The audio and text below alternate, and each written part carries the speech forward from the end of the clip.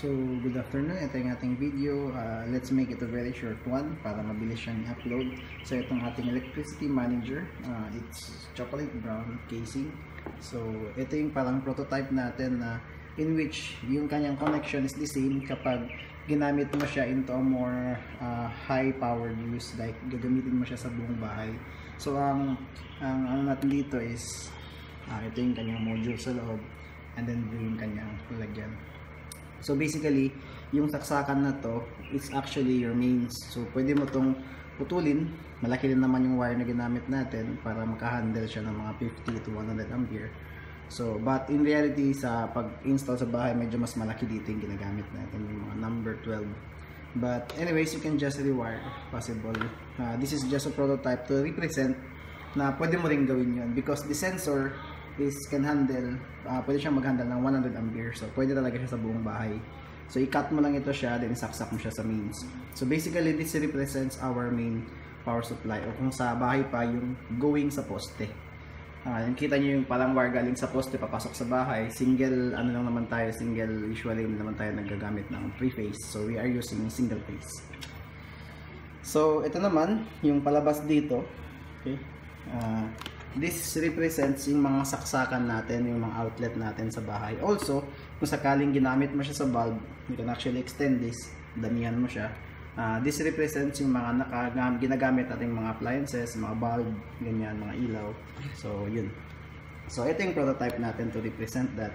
And actually, pwede mo talaga siyang parang kumbaga kung tatanggalin mo siya then gagamitin mo siya sa buong bahay, pwede mo siyang gawin yun by replacing this with the mains. And syempre, yung load ng bahay, syempre hindi ito lang yun, diba? Marami naman yun, may mga ilaw tayo, may mga saksakan tayo, marami. Pero yung supply niya dito kakukuha. Okay. So, kung sakaling kailangan yung gumamit yung totoong installation talaga, same talaga yung lahat ng wiring, same yan lahat. Except is yung gagamitin nating wire at saka gagamitin natin yung mga wires na pang-connect is yung mga malalaki. So, yun lang yung difference. So, basically, the concept is the same. So, to make this video short, I think nakita nyo na yung similar videos katulad nito. So, isasaksak ko lang siya. By the way, explain ko yung hardware. So, ito yung ating LCD. Ito yung ating Arduino Mega. Then, meron tayo ditong dalawang magkatabi. This is yung real-time clock and yung SD card. So, ang purpose nitong dalawa is to parang data logging. Sinalag niya yung data ng voltage, current, power, energy consumed, and yung bill at saka yung how much yung rate per kilowatt hour. Kasi yung dapat yung machine natin pwedeng palitan yung rate kasi in real life, especially sa Pilipinas, pabago-bago yung magkano yung isang kilowatt hour. So meron tayong dalawang yan, and yung Wi-Fi module to connect it to the Internet of Things. And doon naman sa ating Internet of Things, gumagamit tayo ng blank. Naka-disconnect yung machine natin, di ba? Nakalagay siya red. Lalabas yan siya dyan pag i-press ko. Okay, offline siya, offline scenes, something. So, naka-off kasi yung machine natin. Pero pwede mo siyang ikabit sa internet gamit yung Wi-Fi module. So, yung mostly ng communication natin is ginagamitan natin ng Android app using blank. So, ipapasasaksak ko siya. Kaya ayoko masyadong humaba yung video. So, basically, ito na yung mains natin. Pumasok na yung kuryente. So, mamamonitor natin yung lahat ng consumption dito, as well as yung consumption ng system. I think 1 watt ang consumption ng buong system. So 1 watt is actually very low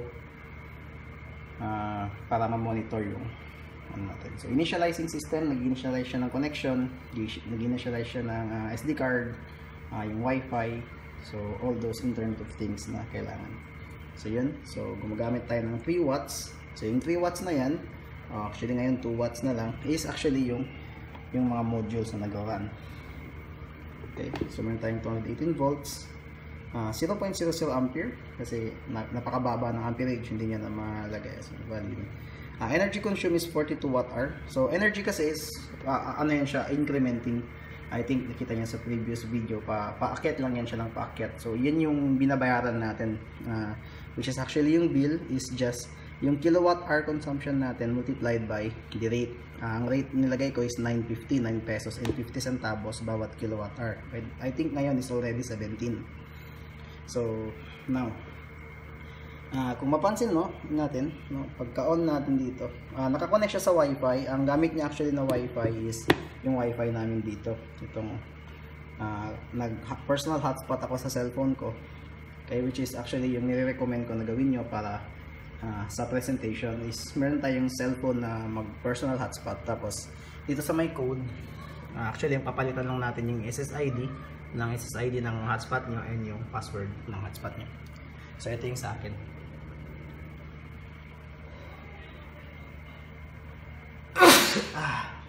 Hirap mo lang tulog. So medyo nagbago kasi ang library that, so medyo natagal na akong tapusin yung machine. Take me an overnight for this to work perfectly. So yan.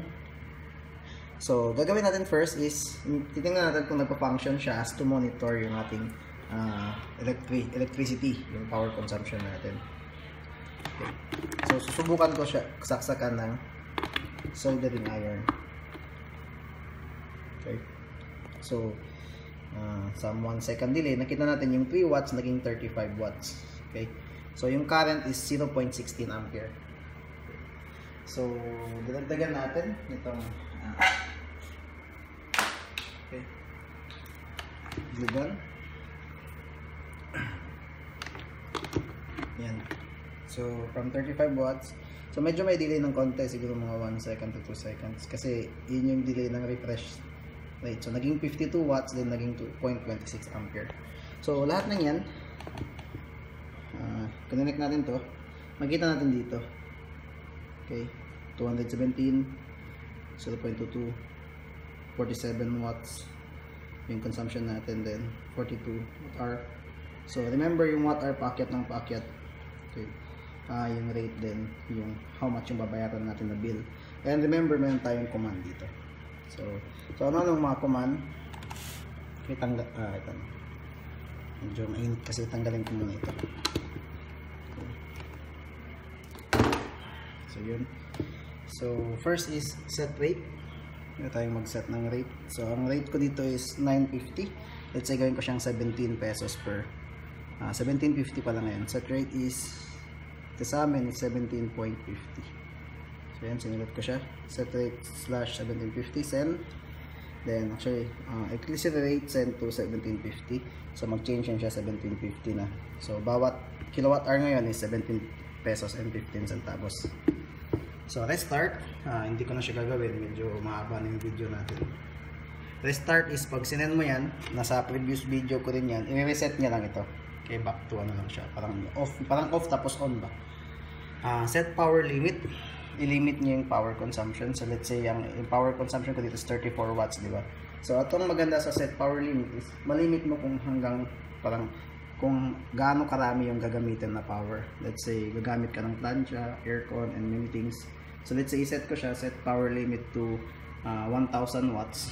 So pag sumobra sa 1000 watts yung ginagamit sa dito, or basically kung apply natin sa real life is nag-open ng 3 aircon, so sobra yun sa 1000 watts. So automatically i-off niya yung machine.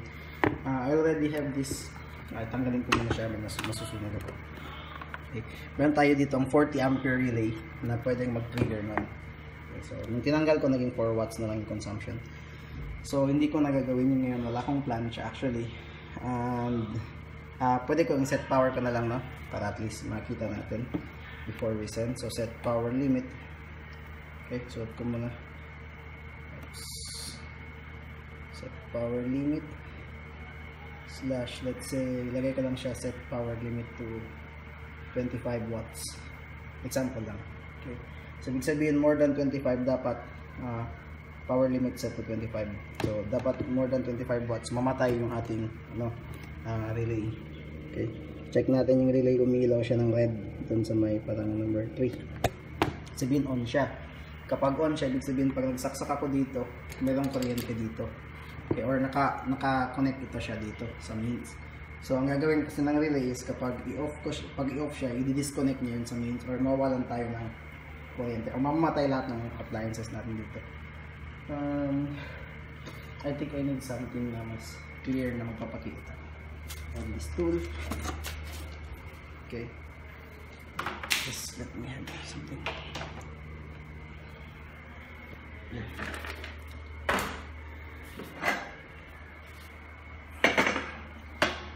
basically gagamitin ko siya as example. Okay, yun, para makita talaga natin yung kanyang function. So yan, so 3 watts yan siya, so dapat hindi aakyat pala ito, no? Paano kaya? Kasi pag in-on ko yun, aakyat yung ating sa ano. So gawin na lang natin, no? So pag in-on ko to, iikot yun siya. So pag inabot ko ng more than 25 watts, tutunog siya. Okay, kasi naging 111 watts. So napansin nyo, kahit pinapress ko, off pa rin siya, hindi siya mag-on. Okay, so i-release ko. Let's go ulit. Yan. So medyo may delay ng konti yung display natin. How many yan siya. Okay. So remember this, bumalik siya ng 3 watts. Now pansin natin, off pa rin siya. Okay, kasi na-set natin yung power limit to 25. So kahit tinanggal ko na, off pa rin siya kasi ibig sabihin sumobra tayo sa power limit na kailangan natin. Okay. So paano ito i-on ulit? Pwede tayong mag-send ng restart. Okay. This is parang limit natin kasi kung i-manage natin yung electricity natin, dapat pwede natin i-limit yung consumption. Okay, so pag nag-send ako ng restart, babalik siya sa initializing system. Then mata-turn on na naman ito ulit. So ganito kasi yun, kapag nilimit mo yung power or energy, malilimit mo rin yung consumption mo ng kuryente. Okay. So yun. Ano natin dito? 44, yung last reading natin is 44 watt-hour. Kaya nag-initialize pa siya. So let's say i-limit ko yung energy sa loob ng isang araw. Gusto ko na sa loob ng isang araw 100 watt-hour lang. Sobrang baba naman. Siguro mga 1 kilowatt-hour lang bawat araw sa buong ano ko, buong shop ko or buong bahay plus shop. Then therefore pwede ko siyang i-reset into different values, or pwede kong i-reset ito back to 0. Okay, so yun. Just let me go on to do some personal stuff. I-video ko lang yung second part, medyo may pumunta dito ng konti. Yung mga pumunta para pumasok, hindi lang mga students dito.